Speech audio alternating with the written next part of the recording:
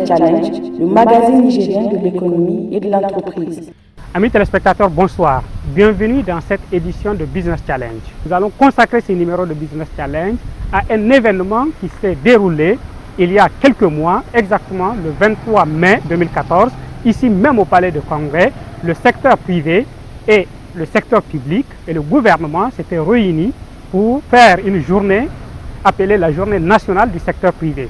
Alors cette journée qui avait pour objectif de réunir le secteur privé et aussi le secteur public pour diagnostiquer les différents problèmes auxquels font face les entreprises nigériennes et le secteur privé de manière générale, notamment examiner les raisons profondes qui expliquent le mauvais rang régulièrement récolté par le Niger dans le classement Doing Business.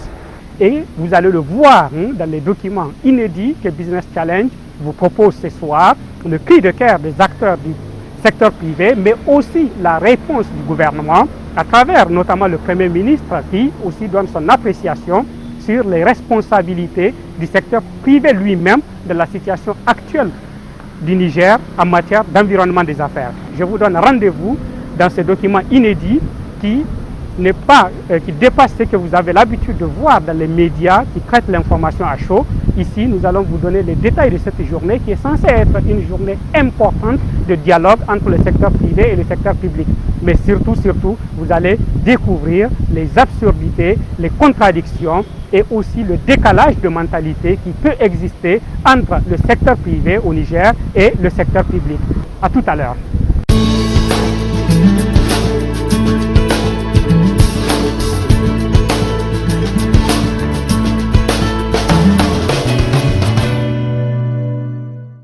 Mesdames et messieurs, distingués invités, améliorer notre climat des affaires donnera une meilleure perception de notre pays aux investisseurs étrangers, car nos efforts auront sans nul doute un effet positif sur notre classement dans le rapport Doing Business de la Banque mondiale qui évalue la facilité de faire des affaires dans un pays. Le rapport Doing Business constitue le baromètre pour les investisseurs. Distingués invités, mesdames et messieurs, la journée d'information et d'échange avec le secteur privé sur le climat des affaires est une réunion du Conseil national des investisseurs privés élargie à un très grand nombre d'acteurs.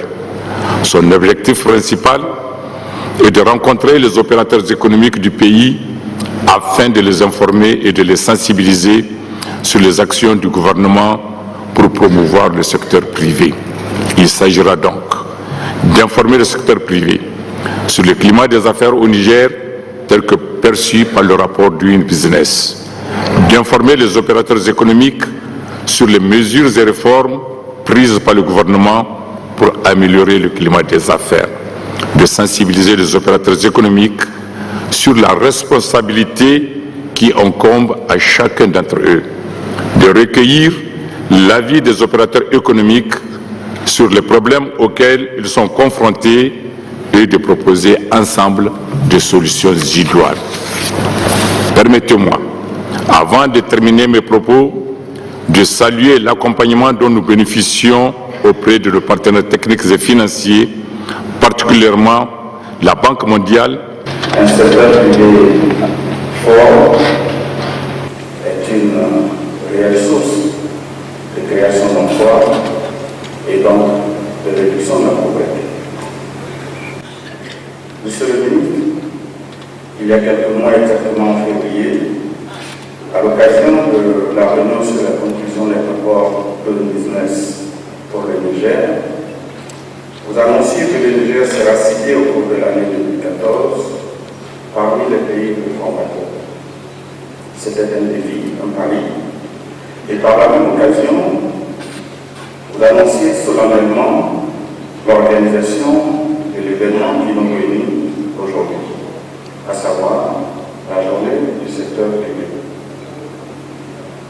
Il est heureux de constater que vous avez joint l'appel à parole en prenant toutes les dispositions pour rendre effective cette rencontre de ce jour. Je vous en remercie. Nous constatons aussi, Monsieur le ministre, que cet engagement matérialise à travers le processus d'entamer d'amélioration du climat des affaires qui est amorcée avec la prise d'un certain nombre de réformes, que je vous laisserai le soin d'indiquer tout à l'heure, ainsi que d'autres réformes dont l'adoption interviendront certainement par la suite et qui contribuera assurément, nous espérons, à améliorer l'environnement des affaires, surtout le dialogue entre le secteur public et le secteur privé, et créer ainsi les conditions d'une attractivité pour les investisseurs. Aussi, je voudrais lancer un appel au gouvernement et surtout à toutes les parties impliquées dans la mise en œuvre de ces réformes, surtout pour que toutes les dispositions utiles soient prises pour les rendre opérationnelles. En saluant cette journée et surtout en vous invitant à prendre les dispositions pour que, au-delà de la journée symbolique de ce jour, le dialogue puisse être maintenu et perpétué.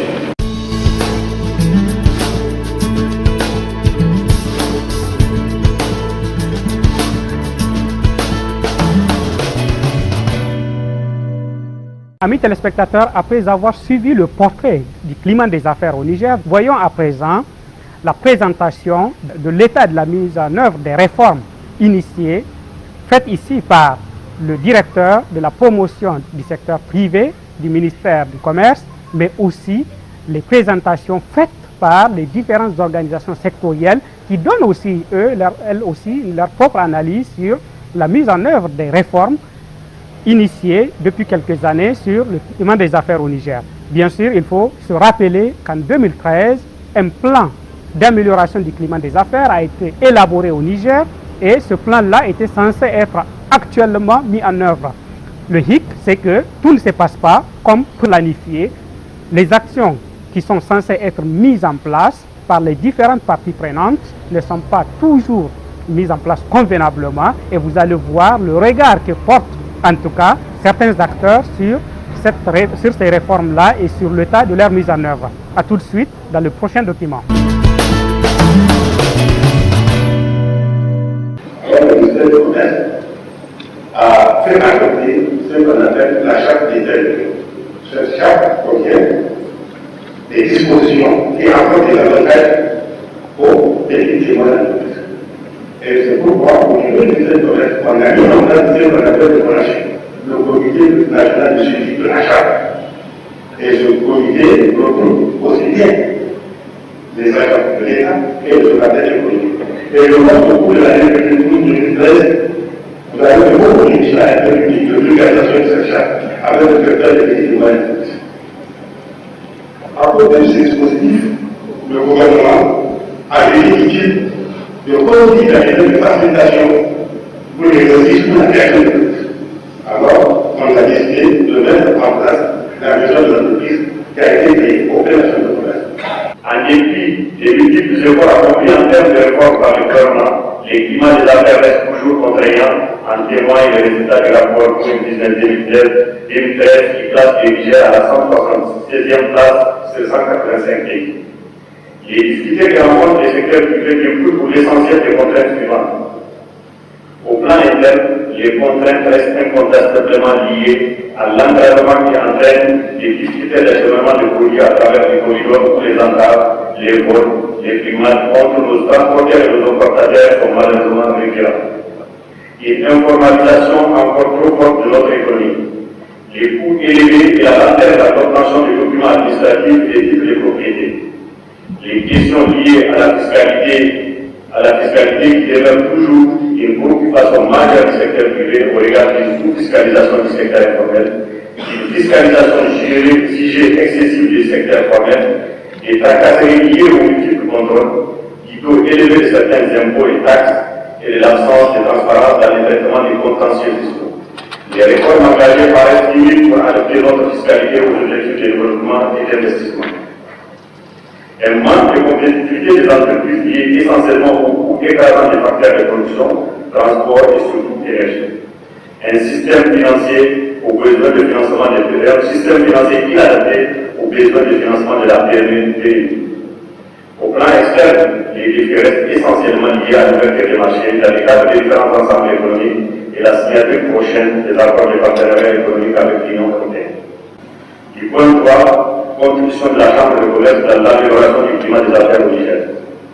Au regard du rôle qu'il a assigné, la Chambre de commerce, d'industrie et d'artisanat du Niger apporte une contribution significative à l'amélioration du climat des affaires si nécessaire au développement des activités économiques au Niger. À ce titre, la Chambre de commerce exerce plusieurs activités qui concourent à l'amélioration du climat des affaires. Il s'agit principalement des activités suivantes. Le renforcement du dialogue public-privé. La Chambre de commerce a œuvré pour le renforcement du dialogue public-privé, condition essentielle pour permettre la création d'un environnement favorable au développement des affaires. À ce titre, la Chambre a souhaité obtenir l'organisation d'un forum présidé par son Excellence, M. le Premier ministre, sur les dialogues public-privé en novembre 2002. À l'issue de ce forum, il a été décidé de la création d'un cadre permanent de concertation publique-privée dénommé Conseil national des investisseurs privés CIP, dont nous assurons la vice-présidence. Il apparaît clairement aujourd'hui que cet organe a contribué de manière significative à améliorer l'environnement du secteur privé et à accroître l'investissement privé national et international en réduisant les coûts et les délais de formalité de création des entreprises.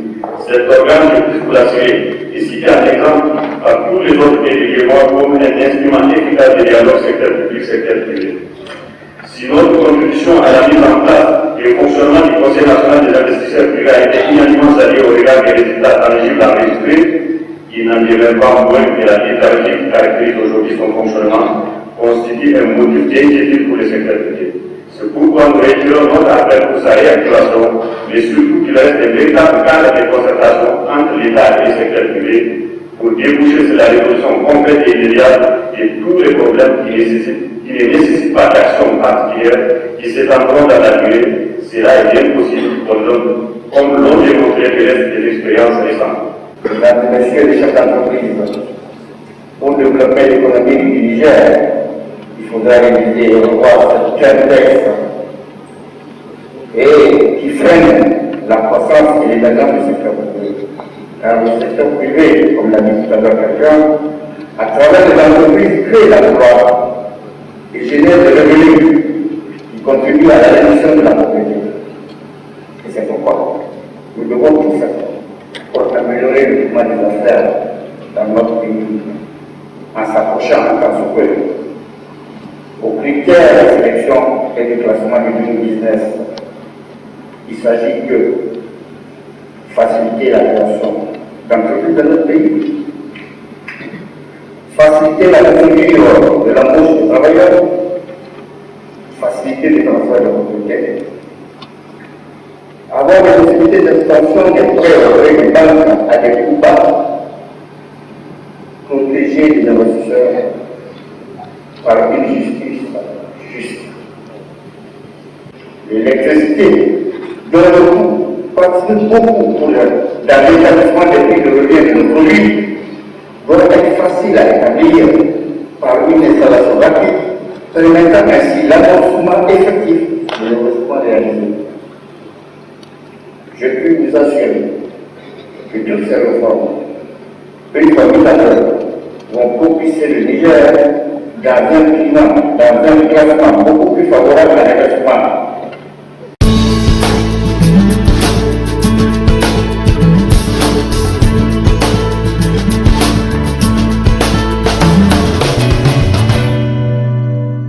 Nous avons vu maintenant les différentes présentations qui ont été faites précédemment, mais ici, suivons plutôt les réactions et les analyses des chefs d'entreprise qui étaient là, qui ont donné leur propre analyse également de la situation, mais surtout des analyses et des témoignages souvent poignants qui montrent qu'au Niger, être patron d'entreprise n'est pas un métier facile. Créer et développer une entreprise n'est pas un long fleuve tranquille, c'est un parcours de combattant. Vous allez le voir dans les documents qui va suivre comment s'alarment les chefs d'entreprise, comment les chefs d'entreprise expliquent leur quotidien et à quel point ce quotidien-là est un quotidien qui n'est pas toujours gratifiant.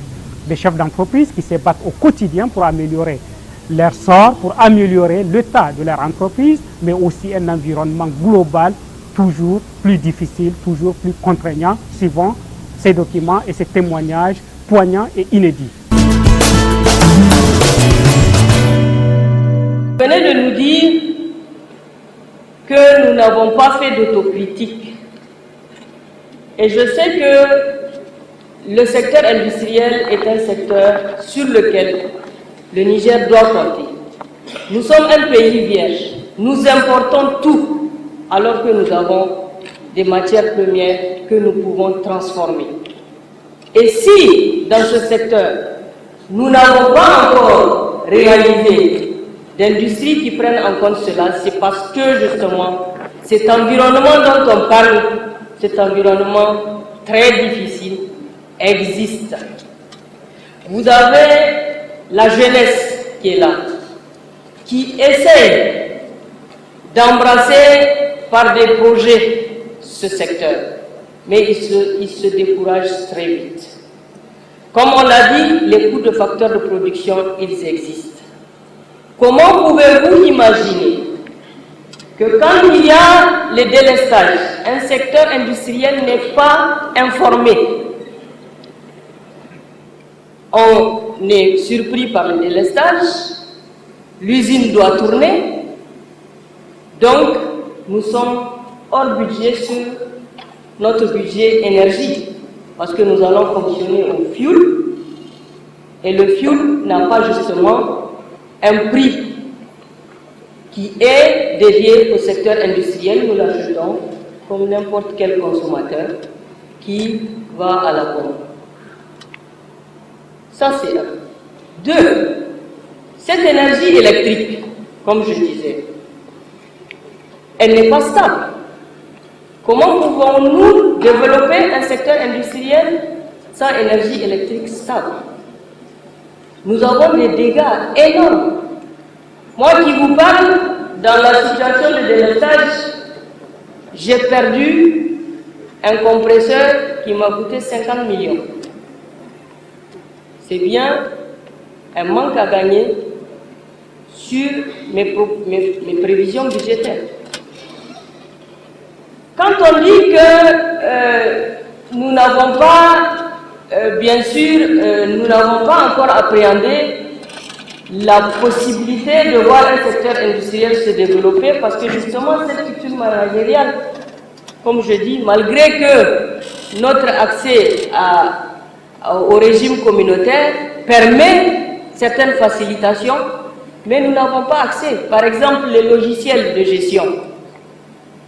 L'UEMOA a prévu que dans les importations, les logiciels ne sont pas facturés, il y a uniquement le support qui est facturé. Mais qu'est-ce qu'on constate? Le support, il coûte 500 francs. C'est le CD sur lequel vous importez le logiciel. Mais on vous facture le coût du logiciel comme base douanière. Comment pouvons-nous continuer à favoriser justement ce renforcement de capacité si certaines directives ne sont pas prises en compte? Pardon, je vous en prie, réveillez-vous les Nigériens pour qu'on puisse soulever ce Niger. C'est pas aujourd'hui que ce Niger dort plutôt. C'est le 76e, mais où nous sommes? Et regardez parmi toute l'assistance là, avant-hier j'étais devant la télé, tous les jeunes étaient là, ils criaient, mais où ils sont aujourd'hui? Où sont ces jeunes-là aujourd'hui? C'est ces jeunes-là dont on a besoin. Parce que demain, ce sont eux qui vont se délivrer cette nation, c'est pas quelqu'un. Ben où ils sont aujourd'hui? Ils sont là-bas dans le pays, ils ne savent même pas ce qui se passe ici. Mais quand même, réveillez-nous, je vous en prie. Je vous en prie, réveillez-nous. Nous avons des textes qui régissent pratiquement tous les métiers. La difficulté majeure du Niger, c'est que nous avons des difficultés dans l'application et la mise en œuvre de ces textes. Ça, c'est le problème fondamental. Un des problèmes du Niger également au niveau des affaires, c'est que, comme l'intervenant l'a dit, le Nigérien est individualiste. Or, aujourd'hui, l'heure est au grand ensemble. Le Nigérien doit apprendre à travailler en collaboration avec d'autres nationaux et même au-delà avec d'autres partenaires étrangers. il faudrait que nous ayons la culture de la société. Parce qu'aujourd'hui, à l'heure de la mondialisation, nous avons l'UEMOA, nous avons beaucoup de structures où nous devons être compétitifs sur le plan international. Si nous devons compétir avec d'autres entreprises qui ont plus de moyens matériels et humains, il est sûr que les entreprises nigériennes ne feront pas le point. Au-delà de ça, par rapport à l'intervention du président de la Chambre de commerce, et je salue énormément la Chambre de commerce parce que la Chambre de commerce, je voudrais vous présenter, je suis notaire. La Chambre de commerce a beaucoup collaboré avec la Chambre de notaires. La Chambre de commerce, les notaires ont toujours accompagné la Chambre de commerce. Et je crois que ceux qui étaient là peuvent le témoigner. La sécurité juridique ne doit pas être oubliée dans les affaires. Si l'ensemble des 14 pays de loi ont choisi de maintenir l'intervention du notaire, malgré les influences extérieures, c'est parce qu'ils savent non seulement que nos économies ne font pas le poids face à ces investisseurs qui sont intéressés par les affaires dans le pays, mais également parce que nos citoyens ne sont pas suffisamment mûrs pour maîtriser les rouages de l'entrepreneuriat. En Côte d'Ivoire, au Ghana, au Mali, ailleurs, qui plus est, c'est des analphabètes nigériens qui font fortune d'ailleurs. Cela veut dire que forcément, il y a un cadre qui favorise leur épanouissement. Et peut-être que ce cadre n'existe pas encore au Niger, il faut le trouver. Mais je pense qu'aujourd'hui, le cadre semble se dessiner et il faut que nous, on saisisse cette opportunité de rentrer dans ce cadre de dialogue direct avec vous. Qu'on parle directement avec vous parce qu'il y a toutes les barrières. Ces barrières qui empêchent au secteur privé de rencontrer l'autorité qui décide. Parce que lorsque nous entendons des interventions de la Banque mondiale, des bailleurs de fonds, qui annoncent très souvent qu'il y a des milliards mis à la disposition du secteur privé, en tout cas moi je n'ai jamais profité d'un dollar de financement. Où se passe l'argent? Quel est le mécanisme par lequel le secteur privé individuellement peut accéder aux facilités bancaires? Je pense qu'il faut banaliser le dialogue, qu'on se parle directement pour que le secteur privé puisse individuellement et collectivement accéder au financement. On n'y accède pas. Or, sans accès au financement, on ne peut rien devenir. L'Europe a soutenu l'agriculture. L'Europe a subventionné les agriculteurs. Aujourd'hui, on achète un tracteur au Niger. Il a été remis. L'engrais a été subventionné pour qu'aujourd'hui l'agriculture occidentale inonde l'Afrique. Et bientôt, ça va être pire parce que les frontières seront ouvertes. Aux États-Unis, il y a une loi qui s'appelle le Small Business Act qui accompagne le secteur privé, le petit comme le grand. Il n'y a aucune disposition au Niger qui favorise l'émergence du secteur privé. En secret, on paye des impôts, mais lorsque vous avez beaucoup d'heures, vous mourrez seul. J'ai rencontré le Premier ministre Glass, un groupe de transporteurs qui a investi sur appel d'Arewa. On a pris des prêts auprès de la BIA. Le Premier ministre est là témoin. Nous l'avons rencontré, on a dit, monsieur le Premier ministre, nous avons investi parce que nous avons invité. On a été appelés. Mais notre doyen a décidé une semaine après avoir rencontré le Premier ministre, parce qu'il avait des dettes à la BIA. Mais il va encore investir dans le renouvellement du banque automobile du Niger. C'est des questions fondamentales. Je souhaite qu'on en parle de façon banale et terre à terre. Parce que tant qu'on n'aura pas parlé de façon banale et terre à terre, nous on sera dans notre bloc de privé, vous serez dans le bloc de l'administrateur et on ne va pas trouver de solution. Monsieur le Premier ministre, vous avez dit de nous mettre en question. Et nous mettons aussi en question parce qu'au Niger, c'est surtout l'individualisation des affaires au lieu de regroupement conformément à ce qui se passe de par le monde. Tout le monde peut être PDG, tout le monde peut être directeur général et tout le monde travaille individuellement. Au lieu de trouver des cadeaux pour se regrouper selon les secteurs. Et c'est ça qui, souvent, notre faute. Ça, c'est reconnu. Et souvent, ça pénalise. Et pour ressortir ça, il suffit qu'un secteur marche bien et vous allez voir tout le monde va être dans ce même secteur. Une chose essentielle pour améliorer le climat des affaires, c'est de faire appliquer la loi. Il n'y a rien à demander. Tout existe. Il faut simplement faire appliquer les lois. J'insiste sur le fait que c'est assez basique, assez terre à terre, mais c'est aussi en faisant des choses simples qu'on va améliorer le climat des affaires. Parmi les pays qualifiés comme recommandeurs, il y a le Rwanda. Le Rwanda, en 2008, était classé 150e. Écoutez, 250e. En 2008, le Rwanda est en deuxième. Dans l'espace de 5 ans, le Rwanda a fait un monde de 178 places. Qu'est-ce qu'il y a à la base de ça? D'abord, il y a la volonté, la vision du président de la République rwandaise, la vision 2020. Il y a la volonté politique affichée. Il y a le leadership, un leadership engagé. Il y a un cadre de concertation de haut niveau.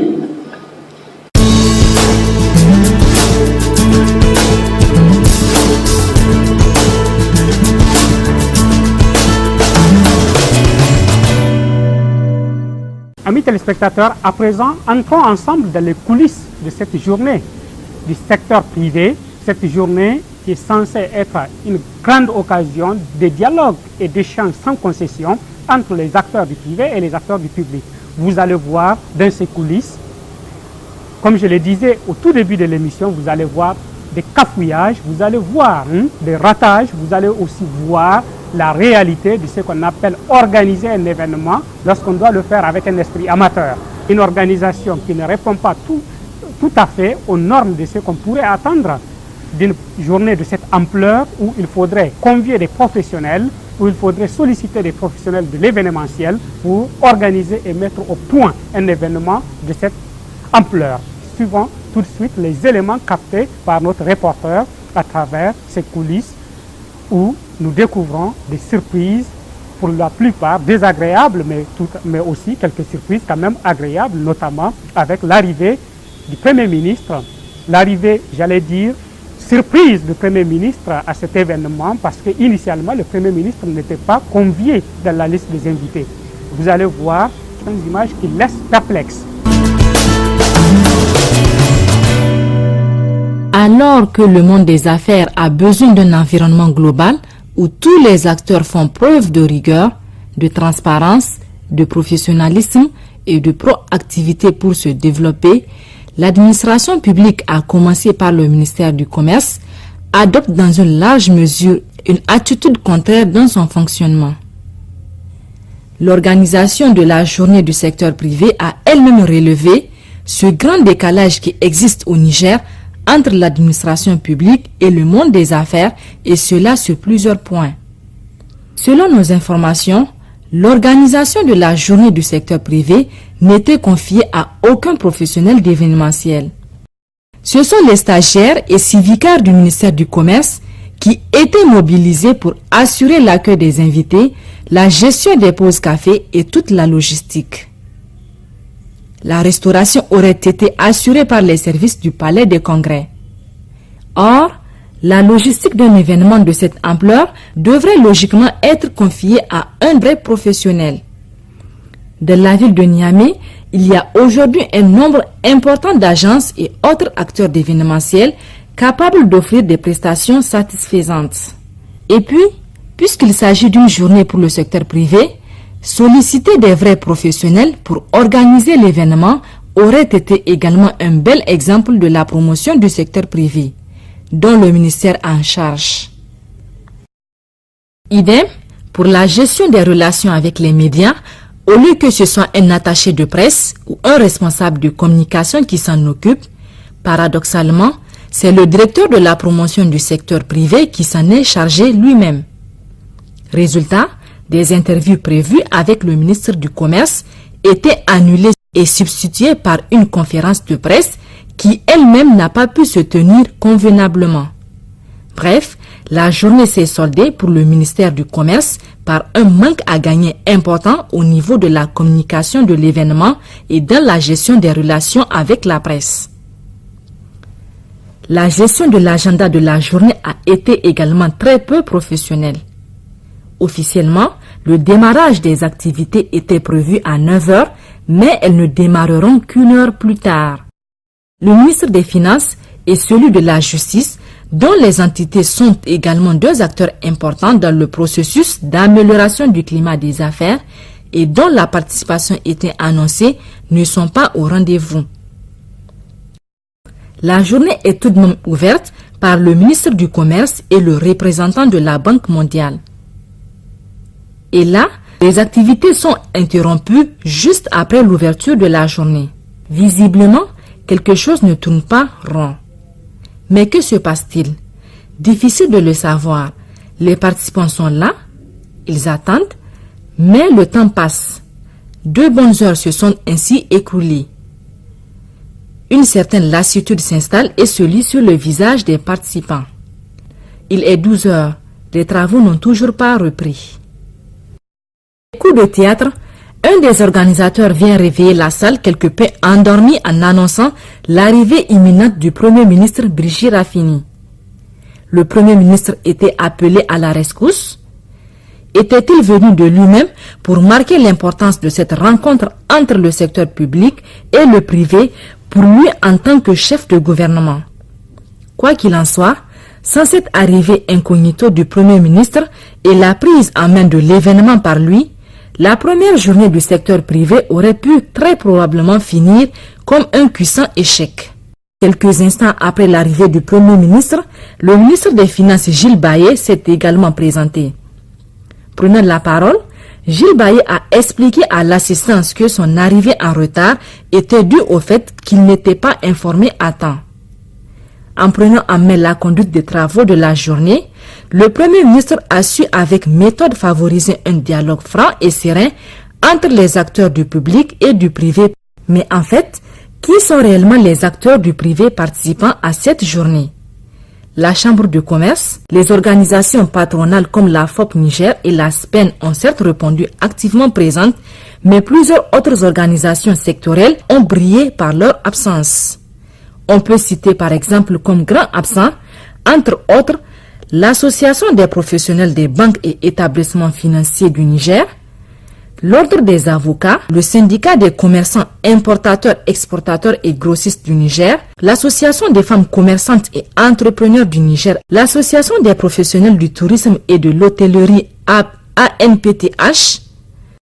À quoi est due l'absence de toutes ces organisations sectorielles? N'étaient-elles pas invitées? Difficile de le savoir. Autre fait curieux, à la fin de la journée, des per diem étaient payés à certains participants. Qui sont alors ces preneurs de per diem? Est-ce nos commerçants et patrons d'entreprise?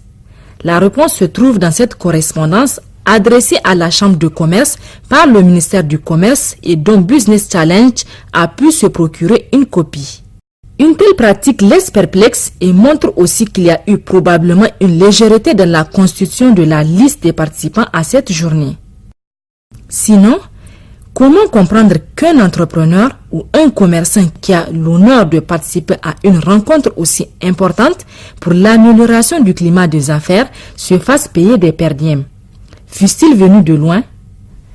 Les débats de la journée ont fait ressortir globalement que l'amélioration du climat des affaires au Niger dépend véritablement de la volonté de l'État à mettre en œuvre efficacement les réformes envisagées depuis quelques années.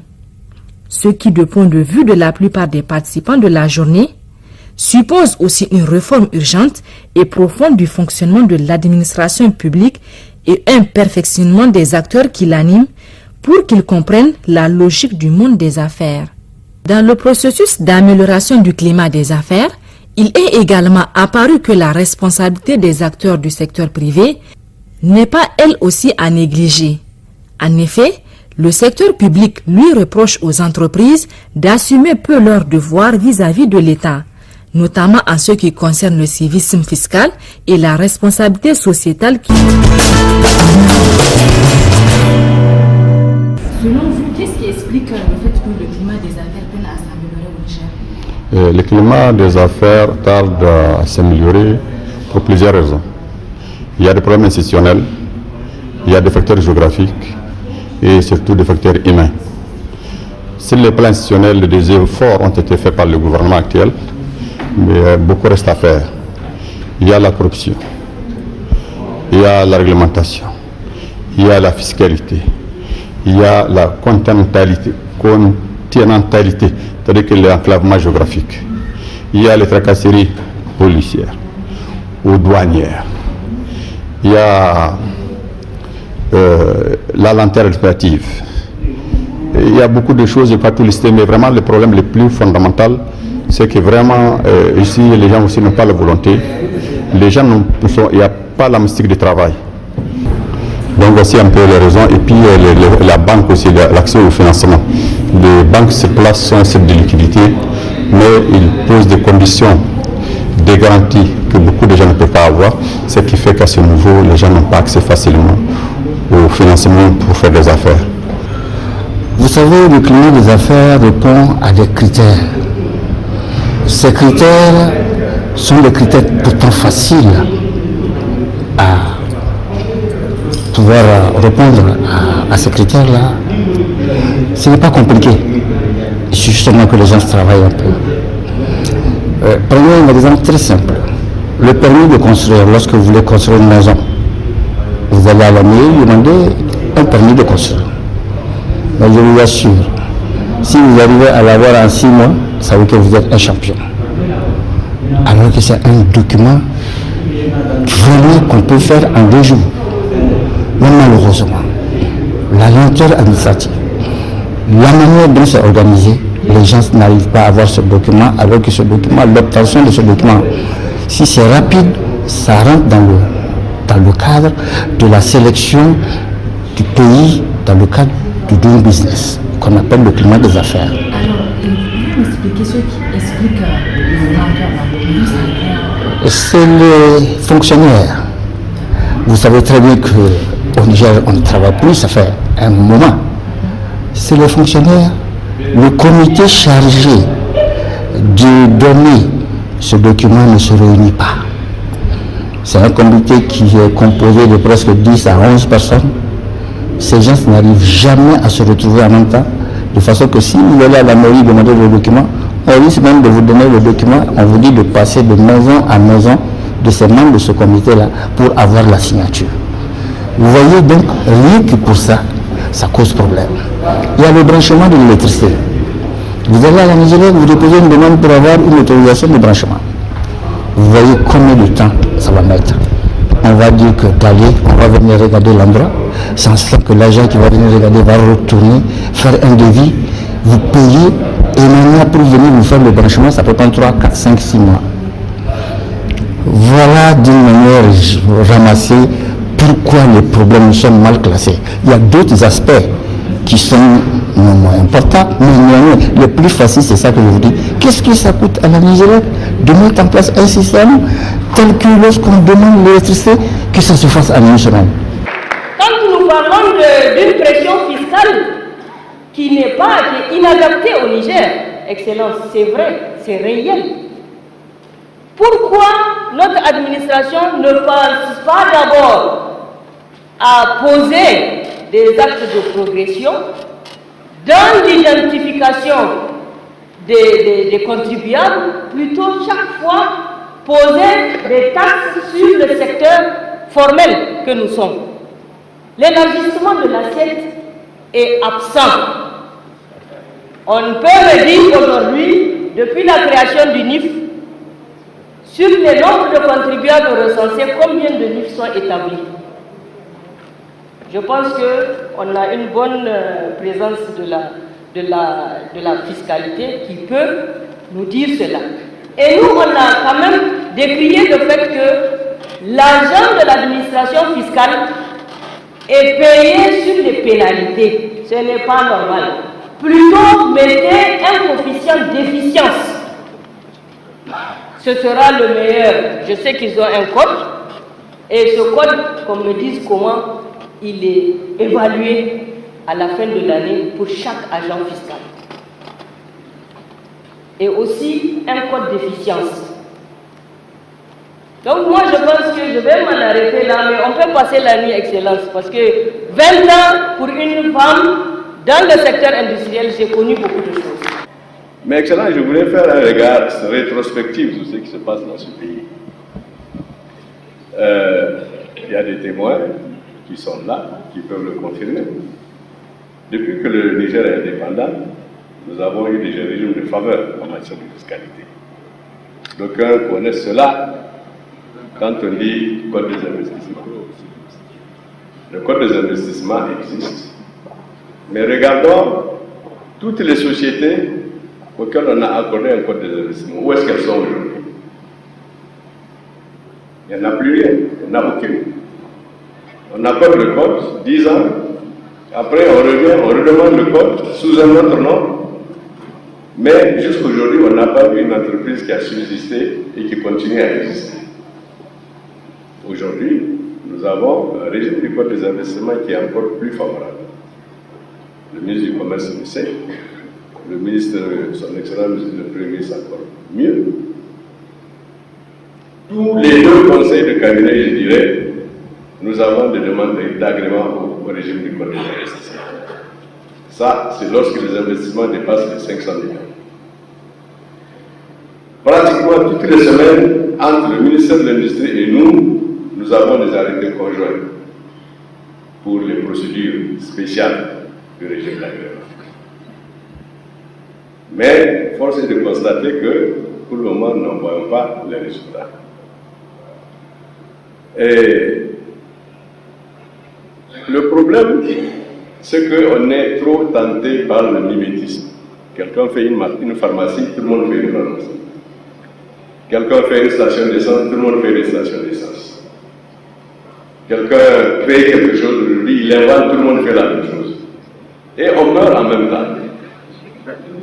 Prenez l'exemple de Télécentre, est-ce qu'il en existe aujourd'hui? Il n'y en a plus. Parce que dès qu'on a commencé, tout le monde s'est lancé là-dedans et aujourd'hui, il n'y en a pas une dizaine qui marche. Regardez la prolifération des stations d'essence. À ce rythme, ça continue. Bientôt, il y en a qui vont fermer. Excellence, Monsieur le Premier ministre. Nous avons un secteur privé que je qualifierais de commercial. Nous n'avons pas un secteur privé industriel. Qui est l'opérateur économique nigérien qui a investi pour créer une entreprise? Ils sont rares. Ils ont été obligés de fermer. Mais on préfère faire le commerce, vendre, acheter. Mais l'argent, il se dilue, il disparaît. Mais créer une entreprise, investir pour fabriquer, pour transformer, créer des emplois, pour que dans 10 ans, on en récolte les bénéfices, on n'en a pas. Il faut que ce soit des étrangers qui viennent pour le faire, à notre place. On ne peut pas dire que nous manquons de milliardaires. Mais il nous manque, on a peur de risquer, on a peur d'innover, on a peur de prendre des initiatives. Je prends un secteur qui est tout neuf, tout nouveau. C'est le secteur pétrolier. Jusqu'aujourd'hui, en dehors de la SORAS, qui raffine le brut, il n'y a rien du tout. Or, il y a 1000 industries qui peuvent être développées autour du pétrole.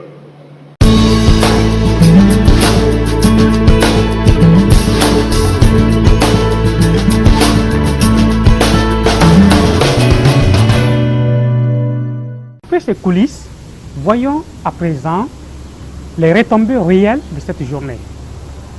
Qu'est-ce qui s'est passé réellement au cours de cette journée? Quels ont été les bénéfices pour le secteur privé et pour le secteur public de cette rencontre d'échange? C'est ce que nous allons voir dans la partie qui va suivre. Nous allons voir les retombées, les engagements, mais aussi les consensus qu'il y a eu au cours de cette journée. Vous allez voir dans le commentaire et les documents qui vont suivre quelques quand même pépites liées à l'intérêt d'avoir un dialogue entre différents acteurs qui sont censés travailler ensemble. La journée a permis quand même d'avoir un certain nombre d'engagements entre le gouvernement et les acteurs du secteur privé qui sont là. Seulement, il faut quand même s'interroger sur quelle pourrait être les possibilités de réalisation de ces engagements pris de part et d'autre. Est-ce que ces engagements aujourd'hui sont mis en œuvre? Est-ce qu'ils sont respectés? Est-ce que le gouvernement et le secteur privé travaillent ou bien continuent à travailler plusieurs mois après, aujourd'hui, à mettre en œuvre ces engagements? C'est ce que nous allons sans doute continuer à examiner et à analyser à travers d'autres numéros de Business Challenge. Et pour l'instant, je vous laisse suivre les éléments et on se retrouve tout de suite après dans notre page RSE où vous allez aussi découvrir certains aspects liés à la responsabilité sociale et sociétale des entreprises.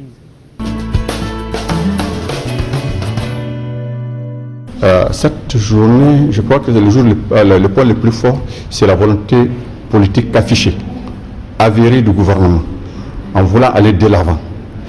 Comme vous le savez, il y a un classement fait par une agence spécialisée de la Banque mondiale qui s'appelle Doing Business.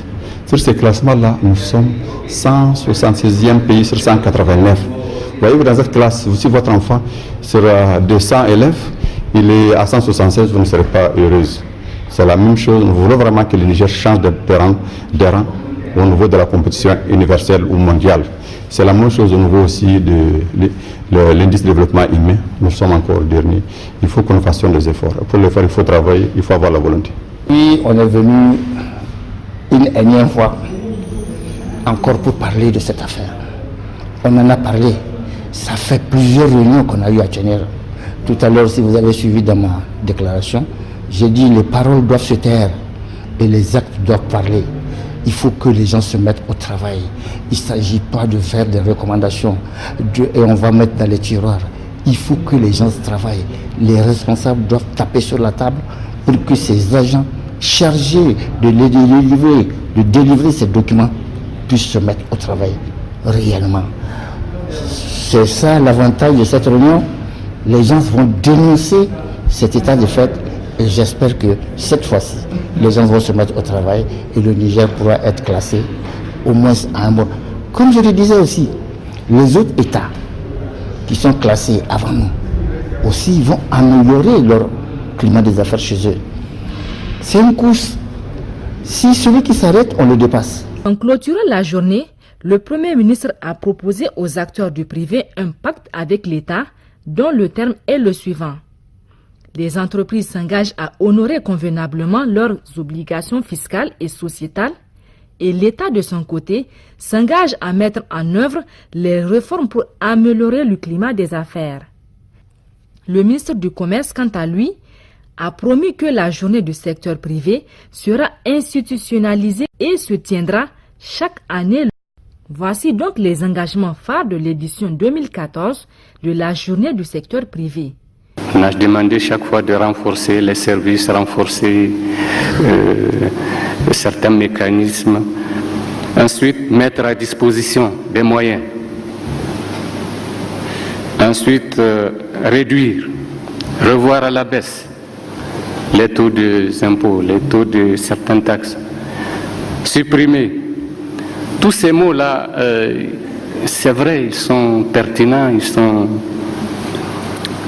ils s'adressent à l'État, mais on voudrait bien que du côté de nos partenaires privés, on leur demande quelque chose aussi. Il faut bien qu'on leur demande quelque chose. Maintenant, évidemment, les actions, il y a que chacun doit jouer sa partition, chacun a son rôle. Les services publics, ils ont leur rôle, les acteurs, les opérateurs privés, ils ont les leurs. Il faut que chacun joue sa partition. Il ne faudrait pas qu'on se dise que tout doit dépendre de l'État, tout doit dépendre du gouvernement. Tout ce que nous demandons, c'est qu'il y ait vraiment des opérateurs nigériens dynamiques qui veulent aller vers la fructification de leurs affaires et qui s'inscrivent dans la modernité. Parce que nous ne pouvons pas évoluer dans l'informel, ce n'est pas possible. Nous changeons également de comportement au niveau des citoyens d'une manière générale, s'agissant des impôts. Les impôts, c'est vrai, c'est partout, c'est impopulaire, mais Nous avons constaté qu'ailleurs, c'est le citoyen lui-même qui va vers l'administration fiscale.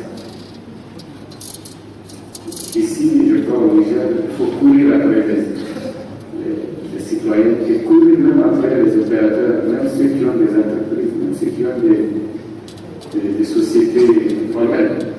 Il faut les courir après. Et là, vous comprenez que nous ne pouvons pas atteindre nos objectifs parce que l'État aussi a des engagements au plan social, pour les écoles, la santé, et c'est les impôts qui sont la source essentielle du budget de l'État. Donc nous devons aller vers un contrat avec notamment les acteurs, les opérateurs du secteur privé. Nous allons prendre des engagements.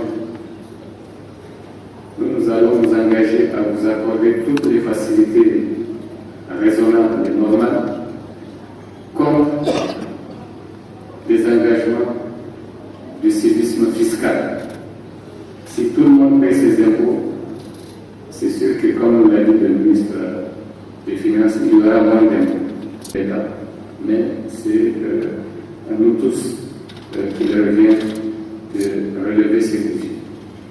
Encore une fois, merci pour votre patience, merci pour votre contribution à ce débat important et nous allons prendre un autre rendez-vous dans les tout prochains mois.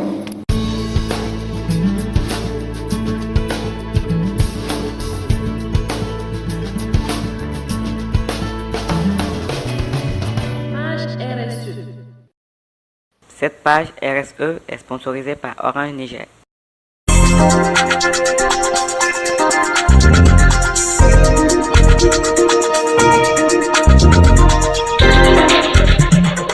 On va revenir un petit peu d'histoire. Il y a à peu près 4 ans, chez Orange, on a eu envie de rassembler l'ensemble des gens à l'intérieur de la structure et particulièrement dans le groupe Orange, c'est-à-dire essentiellement basé en France, de rassembler l'ensemble des acteurs très divers qui pouvaient travailler sur des projets de développement, particulièrement en Afrique où on est très présent. C'était des gens on retrouvait finalement dans ce premier regroupement, ce proto-regroupement, on pourrait dire, des gens de la R&D, de la stratégie du groupe, de la RSE, des gens de ce qu'on appelle OBS, Orange Business Service, donc tout ce qui est service aux entreprises. Tous ces gens, d'une manière ou d'une autre, travaillaient sur des projets qu'on pouvait qualifier de projets de développement. Qu'est-ce qu'un projet de développement? Ça, c'était la première question. Un projet de développement, c'est un projet qui, d'abord, nous intéresse, nous, Orange, parce qu'il est dans la droite ligne de notre activité digitale et de notre activité d'opérateur. Et c'est un projet qui va aussi générer des impacts socio-économiques et de développement importants pour le pays. Donc c'est un projet qui nous intéresse, nous. C'est pas forcément un business direct court terme, mais c'est un projet qui est intéressant dans notre écosystème, qui va enrichir finalement l'écosystème d'Orange, d'une part, et d'autre part qui va produire de la génération d'impact, de revenus, de richesses pour des populations locales, pour le gouvernement, pour le développement du pays. Alors justement, qui sont les cibles de ce projet pour le développement? Alors, comme je le disais, les premières cibles, ça a été qui dans la maison Orange, de près ou de loin, travaille sur ces projets. Le premier objectif, ça a été de les rassembler, et de fabriquer un espèce de réseau social un peu informel et d'écrire un document cadre. Ce document cadre, c'est appelé Orange pour le développement. Ensuite, les cibles, c'est les populations locales, c'est les gouvernements, c'est les pays.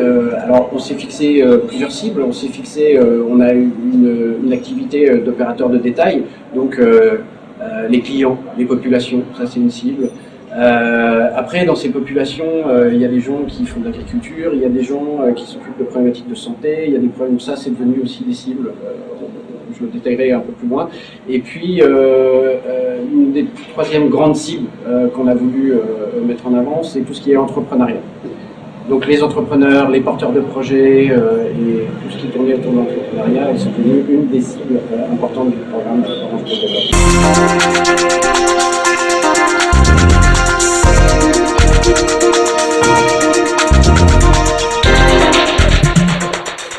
Pendant longtemps, l'aide au développement, ça a été finalement le financement de programmes, d'ONG pour les écoles, pour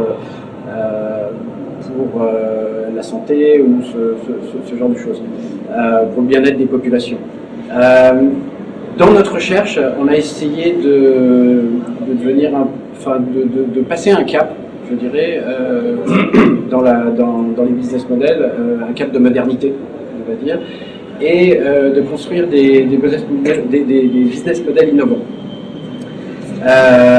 En France, donc tout part de France, en fait non, tout part d'Afrique. On a commencé à faire des incubateurs en Afrique, mais c'est un incubateur un peu traditionnel où on prend des entrepreneurs et des entreprises. Fort de cette expérience, en France, on s'est intéressé à l'incubation. L'incubation existe, il y a beaucoup de projets d'incubation. Pour nous, il n'était pas tellement pertinent finalement de faire de l'incubation comme on l'a fait ici. En revanche, il y a un domaine qui est émergent, innovant, nouveau, qui est tout ce qui est social business ou entrepreneuriat social.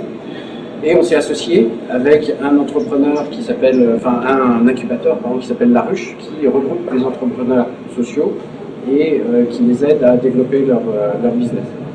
Qu'est-ce qu'un entrepreneur social et qu'est-ce que l'entrepreneuriat social? Ce sont deux choses à la fois. D'abord, ce sont des entrepreneurs, donc des gens qui cherchent à créer une activité et à générer de l'argent, des revenus par rapport à cette activité. Et on dit social parce que c'est des entrepreneurs qui ont choisi, décidé de régler, ou s'attaquer en tout cas, s'ils ne le régleront pas totalement, à un problème sociétal.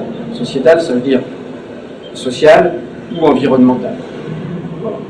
Donc l'entrepreneuriat social, c'est ça, et ce qui est intéressant, le rapprochement qu'on a fait entre ce qu'on fait en Afrique, dans les incubateurs, et ce qu'on fait au nord dans l'entrepreneuriat social, il y a beaucoup de similarités. Ici, on a des entrepreneurs qui ont à leur disposition, qui ne vont pas être des startups de la Silicon Valley, c'est-à-dire extrêmement innovantes dans la technologie. C'est des gens qui vont souvent utiliser de la technologie qui existe, des objets qui existent, mais qui vont faire de l'assemblage et qui vont être extrêmement innovants dans la manière de monter des partenariats et faire de la distribution avec ces produits. Et c'est en ça, dans cette innovation-là, ou dans cette forme d'innovation-là, qu'on a quelque chose de très très similaire entre l'entrepreneuriat social au nord et les incubateurs au sud. Cette page vous a été offerte par Orange Niger.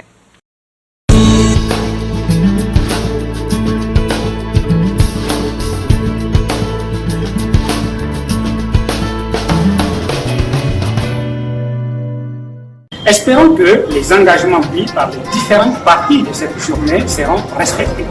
Mais amis téléspectateurs, si vous avez bien suivi l'émission, il y a quand même une question qui reste non élucidée. Cette question est la suivante.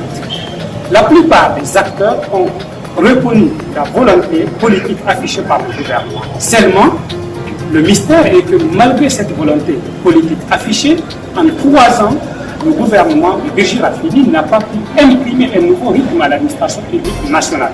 Notre administration, vous l'avez remarqué dans les différentes interventions, est une administration jugée non efficace, non transparente, mais surtout une administration qui aujourd'hui est un handicap pour le secteur privé, en tout cas pour son développement.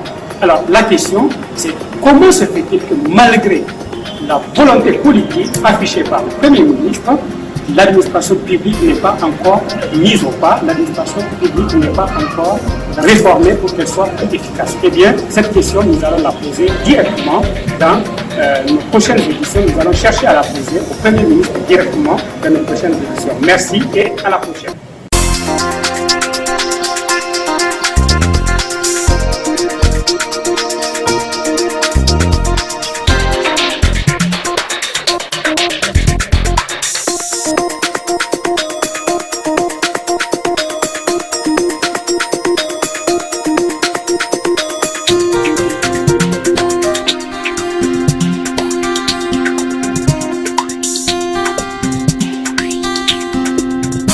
Business Challenge, le magazine nigérien de l'économie et de l'entreprise.